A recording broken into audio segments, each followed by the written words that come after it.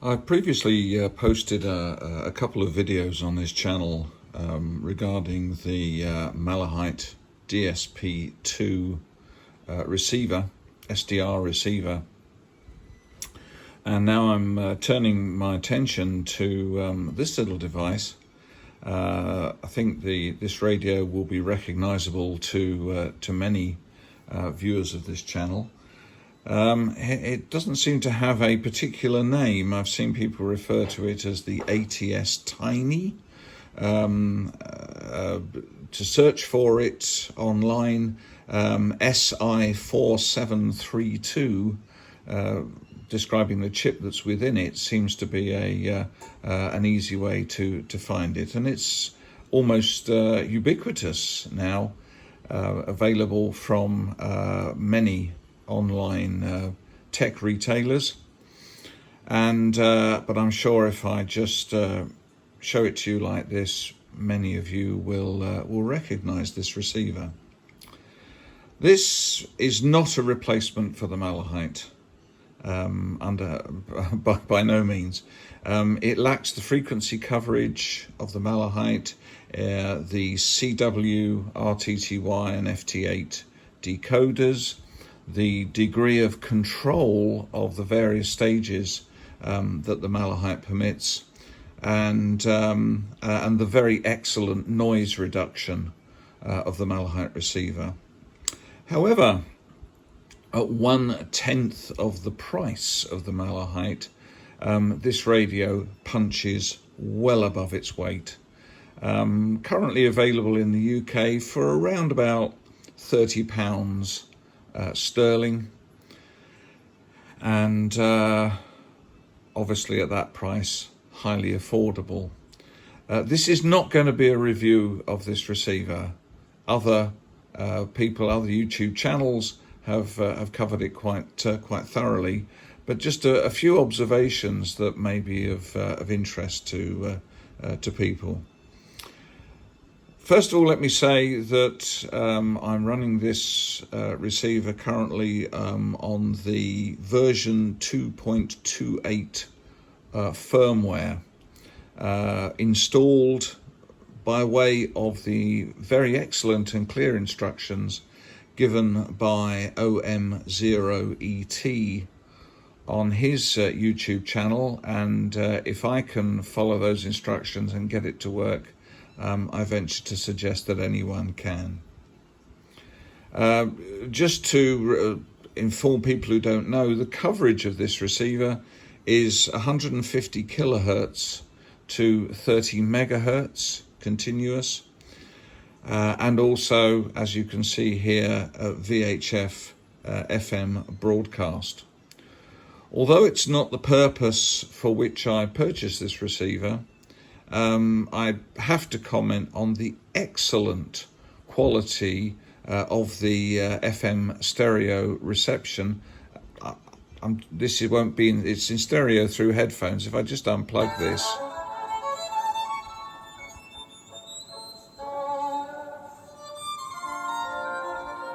I think that's enough to make the point.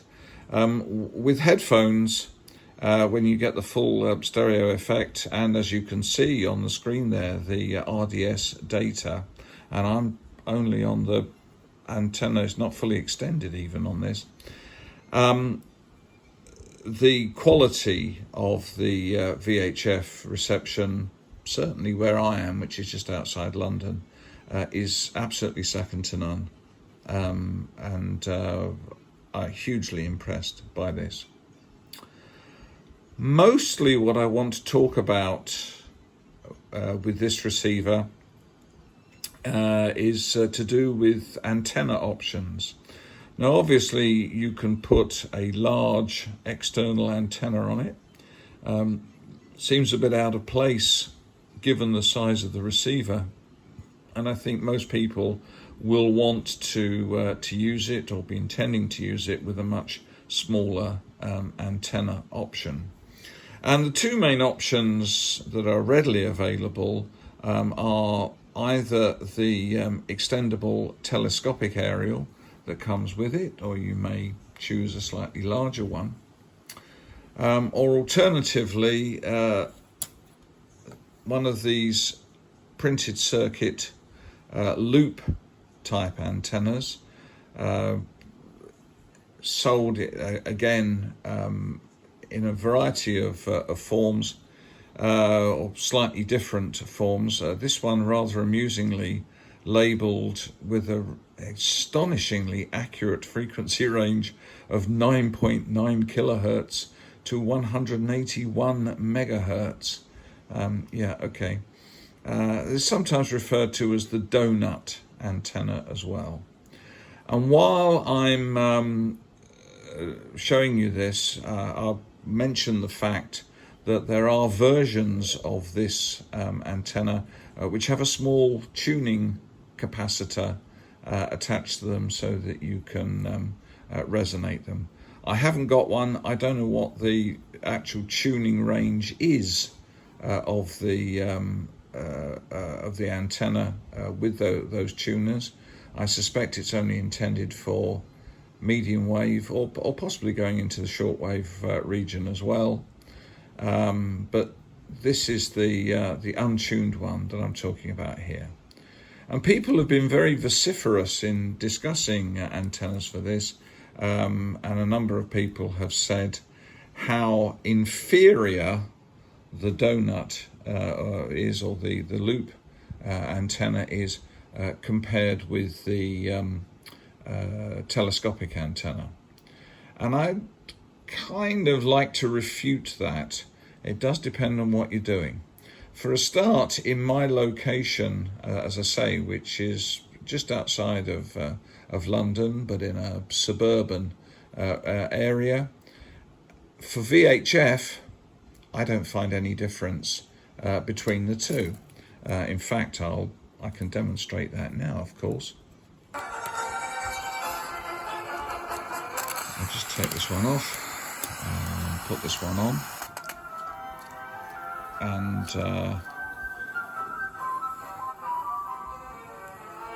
I'm still getting a full stereo signal here, possibly not quite as loud, but perfectly clear. So if you're using this for listening to VHF FM broadcasts, you may well find that this antenna is more appropriate to your needs than the telescopic. But it does depend on which band you're on. And there are a couple of things that you can do to improve the quality of your reception, and where you may be quite surprised by the performance of the different antennas. One comment that I'll make at this stage is that neither of these antennas, particularly on the shortwave bands, are a very good match to the input impedance of the receiver, which is about the sort of nominal 50 ohms input. For most of the shortwave range, the telescopic antenna, acting as an end fed, is a high impedance antenna going into a medium impedance input. That is not a good match. There is something you can do about that if you have a bit of constructional ability. Meanwhile, the loop antenna is a very low input impedance going into a medium input impedance, which is a better match, but we can still improve upon that with a bit of tech know-how. Now, reception conditions today are pretty awful, and this has been the case for a while now. So in order to make the demonstrations and the comparisons that I want to make, I'm going to leave it until later on in the day, when I think conditions will be more appropriate to demonstrate the points that I'm making. So with that, I'll return in to you just a second, but later in the day to show you some demonstrations and to show why I think it's a good idea to have both of these antenna options with this radio. Catch you in a minute.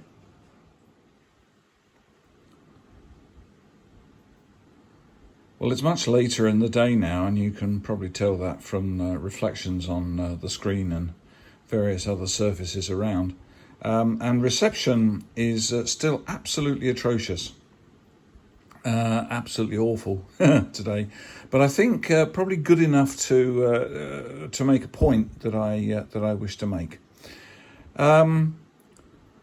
Despite the intentions to close down the BBC transmitter on 198 kilohertz long wave, nevertheless it still continues for the moment to broadcast, so hopefully in time to demonstrate something. So here I've got the radio tuned to 198 kilohertz, and I've got the telescopic antenna on it fully extended.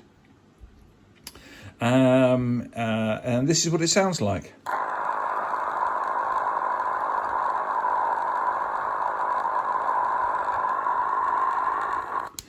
And that's what it sounds like all the time.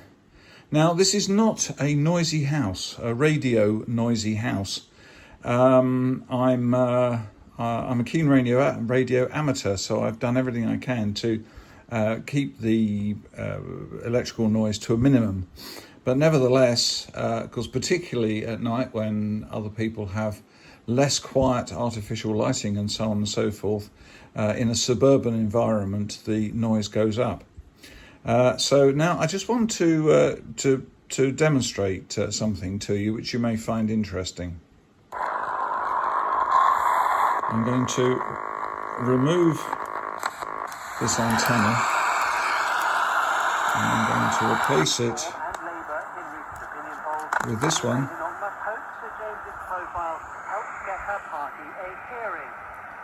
And this is the donor of the printed circuit loop. Loops are much quieter, loop antennas, because most electrical interference is exactly that, electrical, not magnetic. And as this is detecting the magnetic element of the electromagnetic wave, this is a great deal quieter. Of course, you may say to me, well, British viewers may say to me, well, this transmitter's closing down soon. That doesn't mean that there aren't other transmitters on long wave that will still continue. Let's just have a quick scan and see if I can find another one at this time of night. And I'm going up the slow way.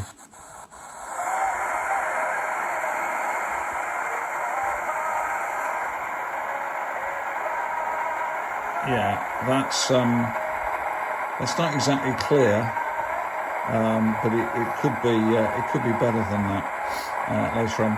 And the other thing that some people may be interested in are the aircraft NDB transmitters, the non-directional beacons. Now, this one is often audible. In this particular case, it isn't, but we'll make it audible in just a minute.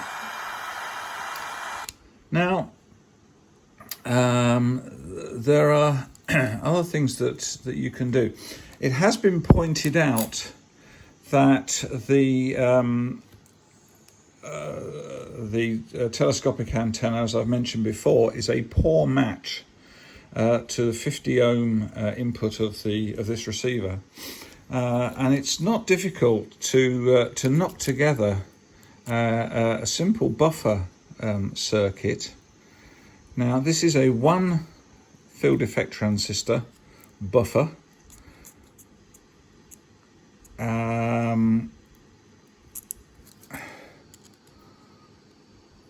And this is described in one of OM0ET's videos. Now, this doesn't actually do any amplifying, but what it does is it does improves the sorry, you can't see it there. It improves the impedance match between the telescopic antenna and the 50 ohm input there. So I'm just going to look for another signal here.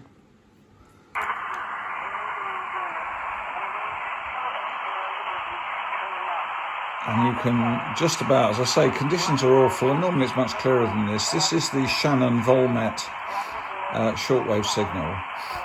And trust me if I say this would be inaudible, completely inaudible, without the buffer circuit in there. As I say, this buffer, this one transistor circuit is not providing any amplification.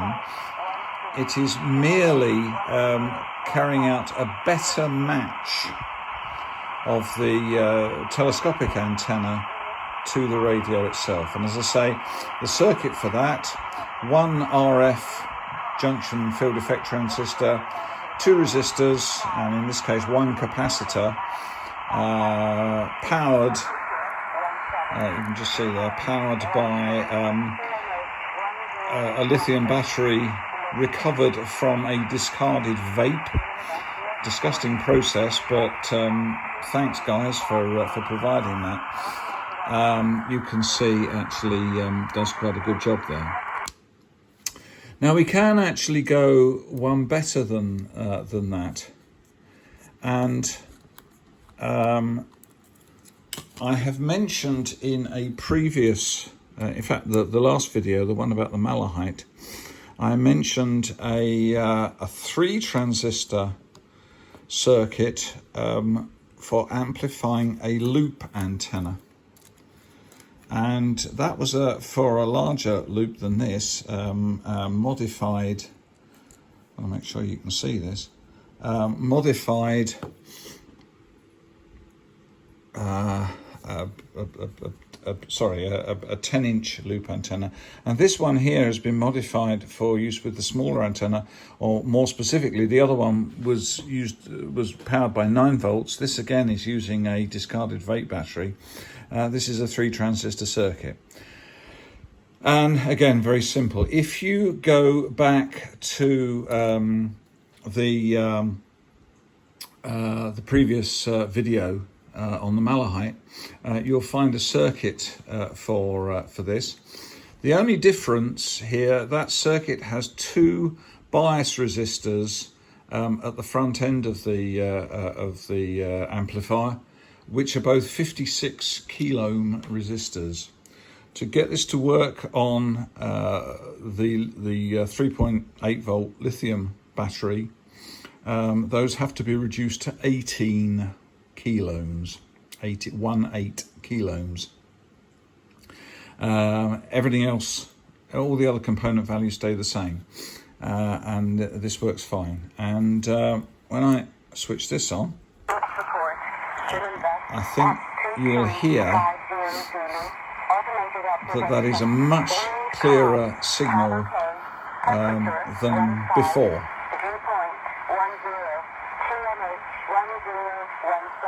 So again, let's have a look at some of the now that it's noisy, but you can now hear the nearest directional beacon. Those who can read the Morse will be able to. Sorry, let me just turn this down a bit. It's getting a bit loud now. Those who can read the Morse will recognise the letters here as EPM. There we go, EPM, and that may give you a clue as to roughly where I live in the UK. Let's go back again. Where are we? just bear with. The head of UNESCO said the US withdrawal was regrettable. And Coca-Cola says it'll produce a version of its famous drink this autumn made with cane sugar. After President Trump claimed last week that it had agreed to make this change for the American market. You can hear BBC Longwave very, very clearly. Let's have a go as well to let's have a quick whiz up here. I know there's a quicker way to do this, but it's well, there you are.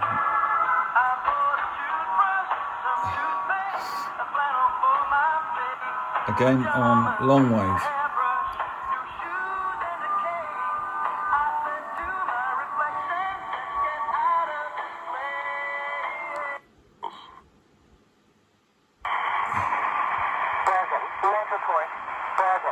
At 2320 Zulu, automated activation, wind 020 degrees 3 knots, wind varying between 3... There you go. Anyway, I could go on demonstrating this, but I think I've made my point. The 2 points I'm trying to make is, do not assume what you may have read, that the telescopic antenna is superior to these little printed circuit loops in all circumstances. Generally speaking, if you're listening to shortwave transmissions, in general, I would say yes, the telescopic aerial is probably, on its own, is probably superior to the loop on its own. If you actually enhance them with, say, matching devices or amplifiers or whatever, it's a very different story. And if you're working in longwave as well, again, it's a very different story. So don't necessarily believe all the knee-jerk reactions that you hear from people about a particular aerial being a waste of money. As I've demonstrated before, if you're listening on VHF FM and you have a reasonable signal where you are, either of these aerials will suffice, and the radio is probably rather more stable using the loop. Anyway, that's all I have to say here. I thoroughly recommend, for the price, I thoroughly recommend this little radio and its various forms, and I encourage people to buy and indeed experiment with them as well. So I hope that provides some useful information there, and maybe on another occasion we'll have a little listen to what can be heard on it in rather better conditions than at the moment. So thank you very much for your attention, and I hope this has been of some use to you. 7-3.